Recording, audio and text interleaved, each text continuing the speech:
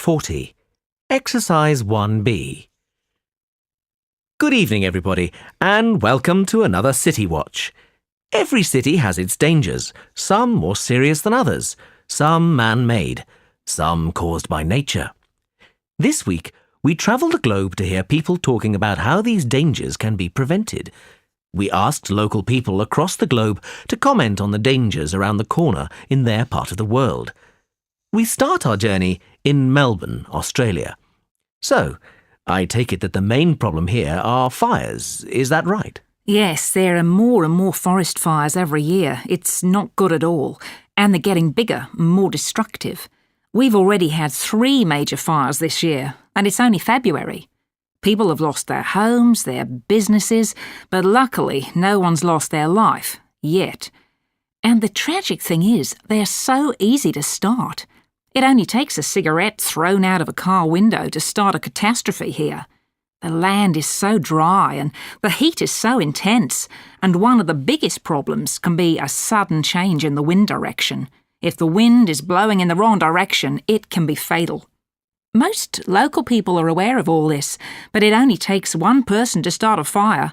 But sometimes visitors or people from the city aren't so aware.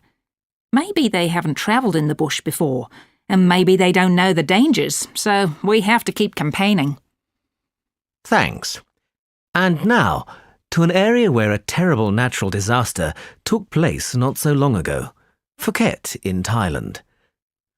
What's being done to take precautions in the future?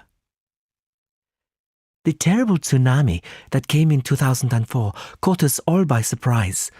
Luckily, we haven't seen anything like it since then, but we all know it could happen again. Locals and tourists need to know what to do in case there is another tsunami. We've built new evacuation sites, and we've put up signs like this to mark the sites very clearly. Look, here's one. As you can see, the sign shows that you'll need to get up on high ground, above the waves. We've built more shelters on higher ground as well. That sounds good. Sometimes more minor accidents involving water can occur. Our next visit is closer to home, to the English countryside. What's the problem here? Well, Norfolk is very prone to flooding. The land is very flat and very low. When it rains, roads and bridges can get flooded very quickly. And these flash floods have become more and more common recently. Warnings of flash floods in the area are always broadcast on the TV and the radio, but too many people ignore the alerts. They go out in their cars without thinking and then get stuck when the water level rises. Here, the weather can change very fast. We get torrential rain, and on flatlands like this, that's dangerous. The water can move at quite a speed, and the strong currents can carry away cars and other vehicles. This sign is quite new.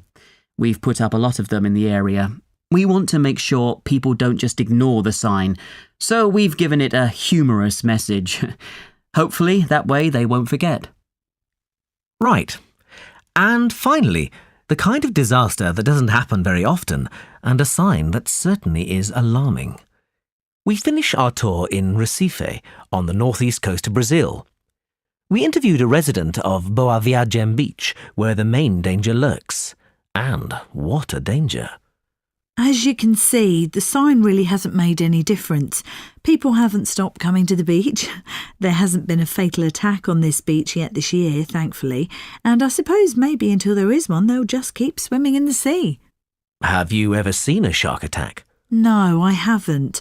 I've seen sharks in the waters and they come up really close to the shore, but we've always been able to warn people in time. I've never actually seen one attack a person, but we all know they can, and they do. So why do people continue to swim here? They think if they aren't swimming in deep water, it's okay, if they stay close to the shore. But, you know, when there are sharks around, an attack can happen anytime, anywhere. We've put up more signs and we've visited the local schools and told the kids of the danger. They're the ones who take the most risks. Kids and tourists. That's why the signs are also in English, for the tourists, of course.